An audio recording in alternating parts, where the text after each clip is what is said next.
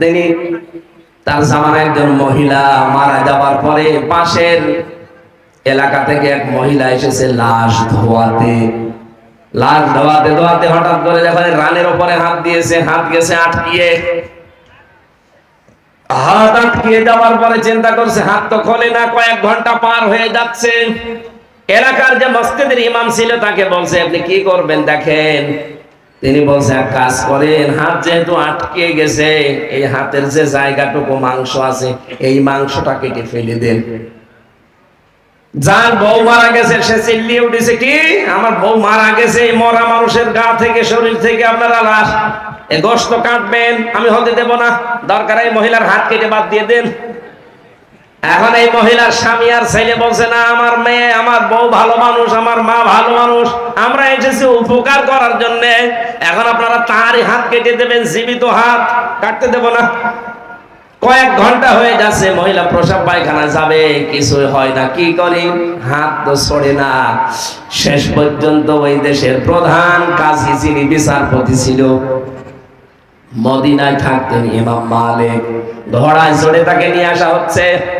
ইমাম মালিক আসার পরে ডাক দিয়ে বললেন মহিলা সত্যি করে বলো কি হয়েছে। প্রথমে মেয়েটি বলছে আমি কিচ্ছু জানি না, শুধু লাশ ধোয়াতে ধোয়াতে হাত লেগে গেছে আর চলে না। ইমাম মালিক বলে দেখো আমার কাছে কিন্তু কোরআন হাদিসের রাডার আছে, আমি ধরে ফেলবো, সত্যি করে বলো কি করেছিলে। মেয়েটা বলে ইমাম সাহেব আমার তেমন কিছু মনে পড়ছে না, তবে একটা কথা আমার মনে হচ্ছে আমি লাশ ধোয়ানোর সময় একটা খারাপ মন্তব্য এই মহিলার উপরে নিক্ষেপ করেছিলাম যে তুমি তো উপরে ফিটফাট ভালো, ভেতরে তোমার সদরঘাট, তোমার চরিত্র ঠিক নেই। আমি একদিন একটা ছেলে পুরুষের সাথে তোমাকে গাড়িতে করে যেতে দেখেছিলাম, অথচ পরবর্তীতে আমি খোঁজ নিয়ে জেনেছি যে ওই ছেলেটা তার ভাইয়ের ছেলে। একটা মহিলার যদি ভাইয়ের ছেলে হয় সম্পর্কে কি হয়? ফুফু হয়। ফুফু কি হয়? 14 জন মহিলার সাথে দেখা করা জায়েজ আছে পুরুষ মানুষের, 14 জন মহিলার সাথে একজন পুরুষের দেখা করা জায়েজ আছে, তার ভেতরে আপন ভাইয়ের ছেলে আছে। কথা বুঝতেছেন?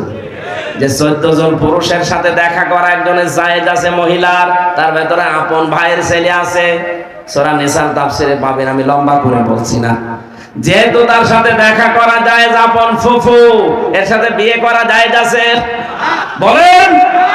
আপনি খারাপ ধারণা করে ফেললেন, এই কারণেই তো আপনার হাতটা আটকিয়েছে।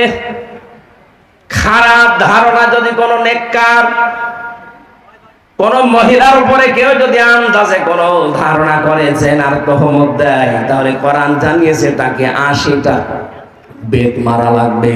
ওয়াল্লাযীনা ইয়ারমুনাল মুহসানাতি সুম্মা লাম ইয়াতু বিআরবা'তি শুহাদা ফাজলিদুহুম ইলা আখিরি আয়াত।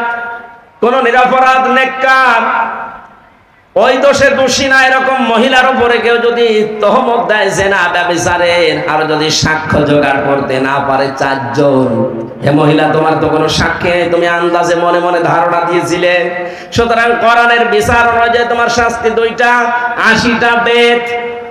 আর 2 নম্বরে কোনোদিন তোমার সাক্ষী আর পৃথিবীতে গ্রহণ করা হবে না, তুমি আর সাক্ষী দিতে পারবে না।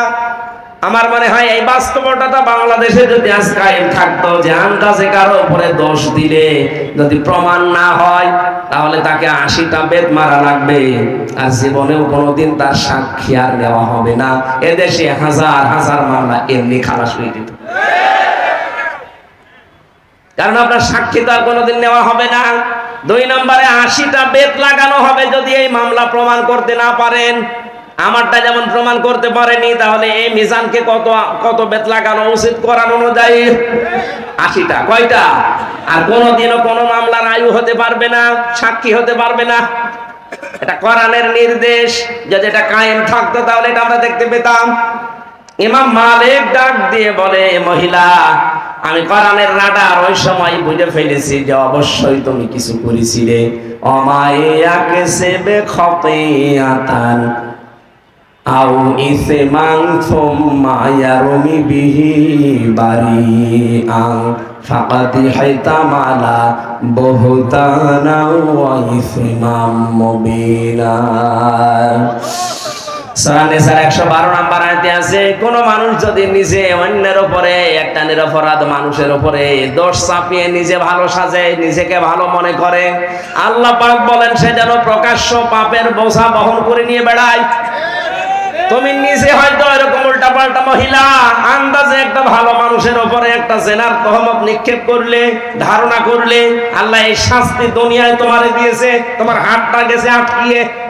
আমার মনে হয় এরকম শাস্তি যদি আজ বাংলাদেশে একটা কোন জেলায় হয়তো যে হাত আটকিয়ে যাচ্ছে দোষ দিলেই, তাহলে এদেশে এই তহমত বন্ধ হয়ে যেত। ইমাম মালিক বললেন আমার কাছে কোরআন হাদিসের রাডার ছিল, মান সালিমাল মুসলিমুনা মিন লিসানিহি ওয়া ইয়াদিহি। মুসলমান তো ওই মহিলাকে, ওই পুরুষকে বলা হয় যার হাতের দ্বারা আর মুখের দ্বারা অন্য মুসলমান শান্তি পায়। এটা তো একটা মুসলিম মহিলা, তার লাশ ধোয়াতে ছিলেন, হঠাৎ কেন মুখ দিয়ে এই ধারণাটা বের করলেন? হাত দ্বারা যখন এই ধারণাটা করছিলে ধোয়ানোর সময়, আল্লাহ তোমার হাত এই কারণে আটকিয়েছে। এখানে হাত মানে শুধু এই হাত না, মুখ মানে শুধু এই মুখ না। পৃথিবীতে ক্ষমতার হাত আছে, টাকা পয়সার হাত আছে, প্রভাব প্রতিপত্তির হাত আছে। কোন হাতের দ্বারা, কোন মুখের দ্বারা অন্য কোন মুসলমান যেন অশান্তিতে না থাকে, ঝামেলায় না পড়ে। যদি পড়ে তাহলে তুমি আর নবীর উম্মত না, মুসলমান না। ইমাম মালিক বললেন সাক্ষী যেহেতু নেই, মনে মনে ধারণা করেছিলে। কোরআনের সূরা নিসা 6 নম্বর আয়াত অনুযায়ী, 4 নম্বর আয়াত অনুযায়ী আমি দুইটা শাস্তির প্রথমটা তোমারে এখন দেব। 80টা বেত মারা হবে। পর্দার আড়াল থেকে জল্লাদকে বললেন ওর পিঠে বেত লাগাও। 79টা হয়ে গেছে।